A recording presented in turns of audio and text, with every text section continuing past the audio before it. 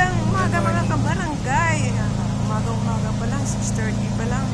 Umalis na tayo, sasabay tayo sa ating ambulansya kasi meron silang pasyente na dadalhin sa Valenzuela. So, para susunod ako naman ang ating pasyente.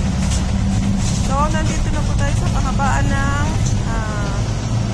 expressway to Valenzuela City. Medyo makulit din pa ang ating araw kasi maaga pa. Yan, medyo malilim pa. Hindi pa naman labas si Haring Araw. May silip-silip na siguro, gusto na lumabas. Magandang araw mga ka-team, JJ Kulit. Hindi ko na kayong saysayin sa ating founder na si Ma'am JJ Vlogs. Magandang araw po. God bless po sa ating lahat.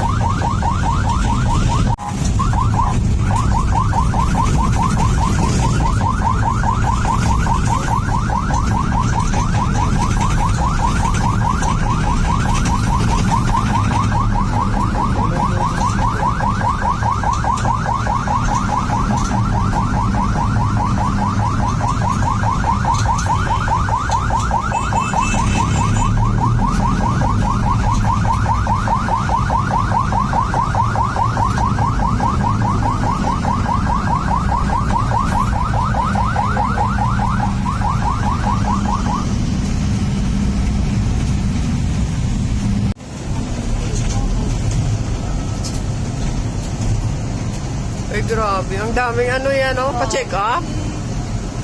Hanggang doon, oh. Maganda kasi yung hospital dito ng Valenzuela, kaya, ayun, oh. Yung pila, oh, ayun. Pa-check up lang yan. Sige. Ang haba ng pila ang aga, alas 7. Para magpa-check up.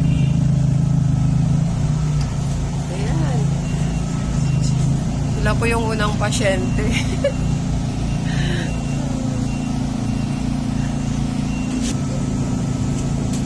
Dito tayo sa Valenzuela Medical Center. Yan.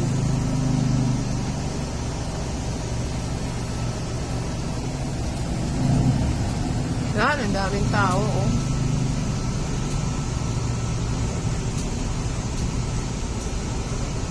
Ito ay halo-halo ang mga tao na nagpipila dito. Hindi naman lahat residente ng Valenzuela, pero na-accommodate po nila kahit sa ibang lugar kasi mabantog itong Valenzuela sa amin na maganda daw yung ano dito, yung hospital. Siguro yung treatment isa na rin yun. Kaya lagi kami nag-attend ng pasyente dito kung anong gusto lang ng pasyente na hospital. Yan ang masusunod. So, let's proceed to another hospital kung saan doon dadali naman si Inday Bangis. Ako yung pangalawang pasyente na ihatid ngayon ng aming ambulance. So, malabas na tayo ng Valenzuela, going back to or diretso na po tayo ng Johnny Villanueva Hospital, which is ito ay sa Bukawi, Bulacan. Doon po ako nirecommend ng aking doktor na magpagamot. So, ngayon guys, nandito na po tayo sa expressway papuntang Bukawi. Sakit sa puwet. Sakit sa puwet.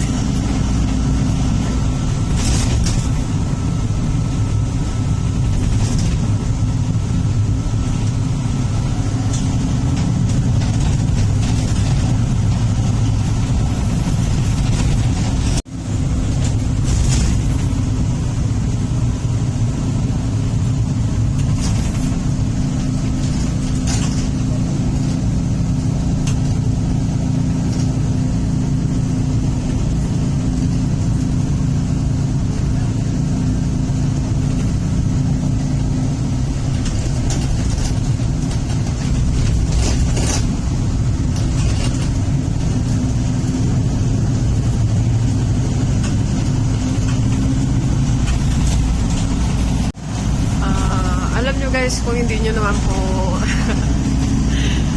tinatanong, kaya ako dadalhin sa Johnny Hospital dahil magpapabakuna po ako ng EREG kasi nakagat ako ng aming aso, aksidente na nakagat niya ako. Akala niya siguro kung pagkain na yung sa kamay niya ay sa bibig niya. Kamay ko na pala. Alam mo ba anong ginawa niya? Napaiyak ako kasi sabi ko, kinagat mo ako. Sabi, alam mo, inalikan pa talaga ako. Diyos ko, napaiyak tuloy ako. Hindi ko akalain. Kaya ito ngayon, kahapon na bakunahan ako ng anti-tetano, then first dose. So ngayon naman ay babakunahan po ako ng EREG. Then by Webes, second dose na naman uli ng aking vaccine.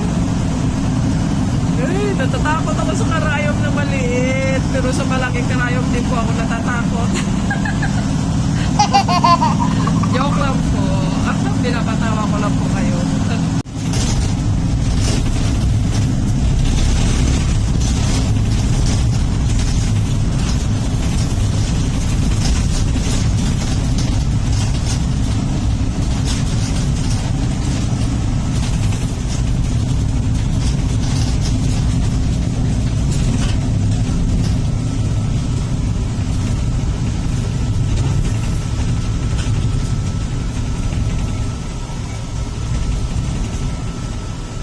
Nandito na po tayo sa Bukawi.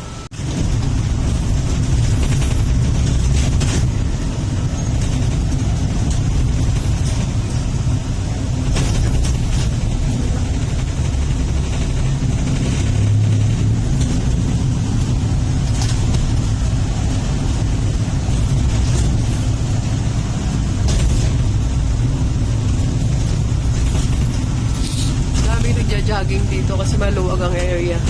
Ayun.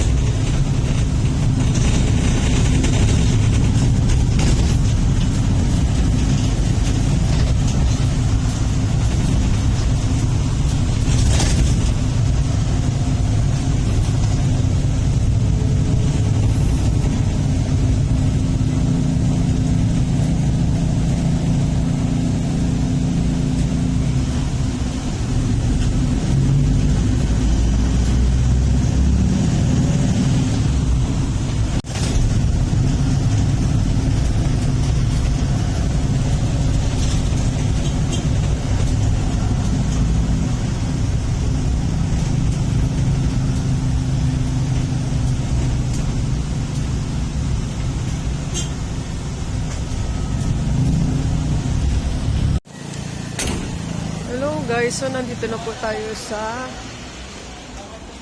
Johnny Hospital.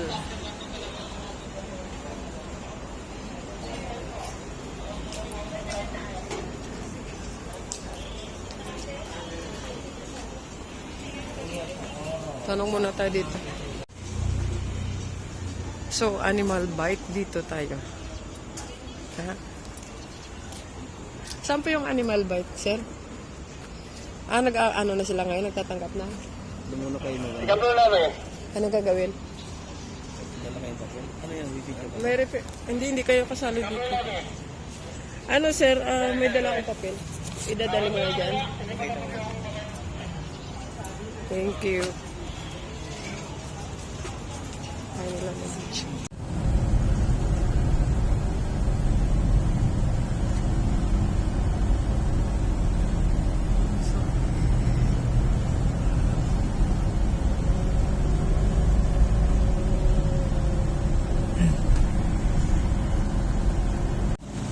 Napakasakit, Kuya Eddie.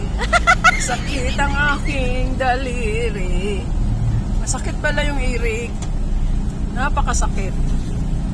Ito ay lifetime irig na daw. Makagat man ako uli ng mga hayop. Hindi na ako pwede mag-irig. Ano na lang. Regular vaccine na lang po ang ibibigay. Parang ganun. Doon sa may simbahan mismo, akyat ka doon? Sa highway. Ako gagana di kids.